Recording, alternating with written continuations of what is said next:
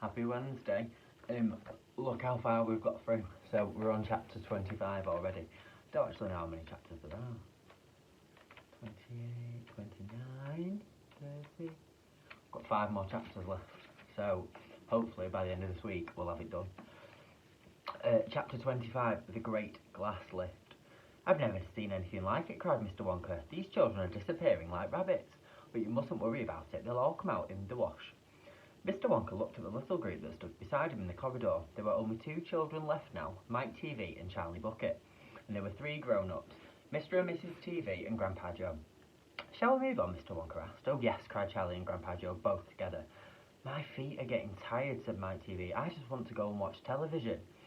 If you're tired, then we'd better take the lift, said Mr. Wonka. It's over here. Come on, in we go.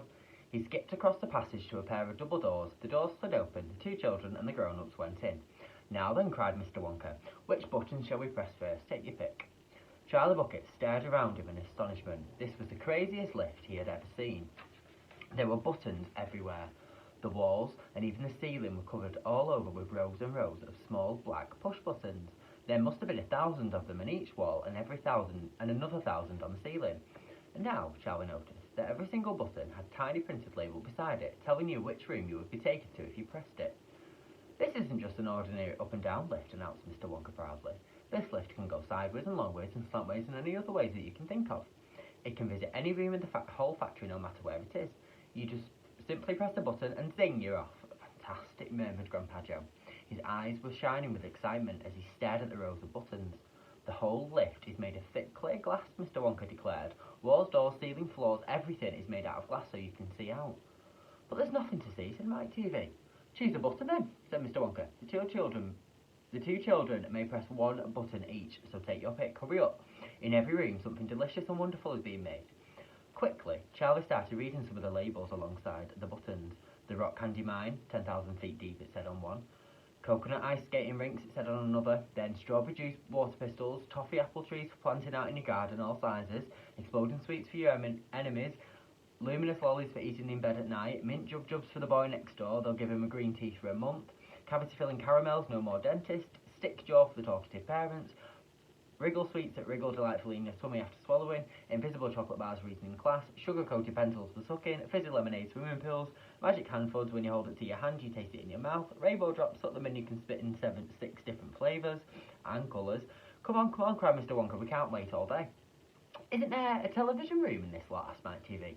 Certainly there's a television room, Mr. Wonka said. That button over there. He pointed with his finger. Everyone looked. Television chocolate, it said on the label beside it. Whoopee, shouted Mike TV, that's for me. He stuck out his thumb and pressed the button. Instantly there was a tremendous whizzing noise. The doors clanged shut and the lift leaped away as though it had been stung by a wasp. It leapt sideways, and all passengers except Mr. Wonka, who was holding onto a strap from the ceiling, were flung off their feet and onto the floor. Get up, cried Mr. Wonka, roaring with laughter. But just as they were staggering to their feet, the lift changed direction and swerved violently round a corner, and over they went once more. Help, said Mrs. TV. Take my hand, ma'am, said Mr. Wonka gallantly. There you go, now grab this strap. Everybody grab a strap, the journey's not over yet. Old Grandpa Joe staggered to his feet and caught hold of the strap. Little Charlie, who couldn't possibly reach that high, put his arms around Grandpa Joe's leg and hung on tight. The lift rushed off at the speed of a rocket. Now it was beginning to climb. It was shooting up and up and up on a steep slanty course as if it was climbing up a very steep hill. Then suddenly, as though it had come to the top of the hill and gone over can't say that word. It dropped like a stone, and Charlie felt his tummy coming right up into his throat, and Grandpa Joe shouted, Jippy, here we go, and Mike TV cried out, the rope is broken, we're going to crash. And Mr. Wonka said, calm yourself, and patted Mrs. TV comfortably on the arm. Then Grandpa Joe looked down at Charlie, who was clinging to his legs, and he said, are you alright, Charlie? Charlie shouted, I love it, it's like being on a roller coaster. And through the glass walls of a lift, as it rushed along, they caught a sudden glimpse of a strange and wonderful things that were going on in some of the other rooms. An enormous spout with brown sticky stuff oozing out of it came onto the floor. A great craggy mountain made entirely out of fudge with Oompa Loompas all roped together for safety, hacking huge chunks of fudge out of its sides. A machine with white powder spraying out the top of it like a snowstorm. A lake of hot caramel with steam coming off it. A village of Oompa Loompas with tiny houses and streets and hundreds of Oompa Loompas. Children no more than 4 inches high playing in the streets, and now the lift began to flatten out again, but it seemed to be going faster than ever. and Charlie could hear the scream of the wind outside as it hurtled forward and twisted and turned, and it went up and it went down.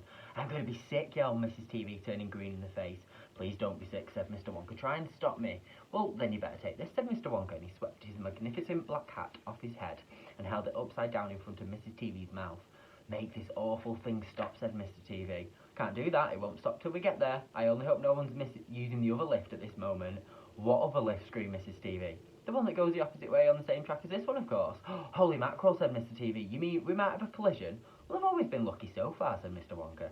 "Now I am going to be sick," yelled Mr. TV. "Oh, no, no, no," said Mr. Wonka. "Not now. We're nearly there. Don't spoil my hat." The next moment there was a screaming of brakes, and the lift began to slow down. Then it stopped altogether. "Sunrise," said Mr. TV, wiping his great sweaty face with a handkerchief. "Never again," gasped Mrs. TV. And then the doors of the lift slid open, and Mr. Wonka said, "Just a minute now, listen to me. I want everybody to be very careful in this room. There is dangerous stuff around in here, and you mustn't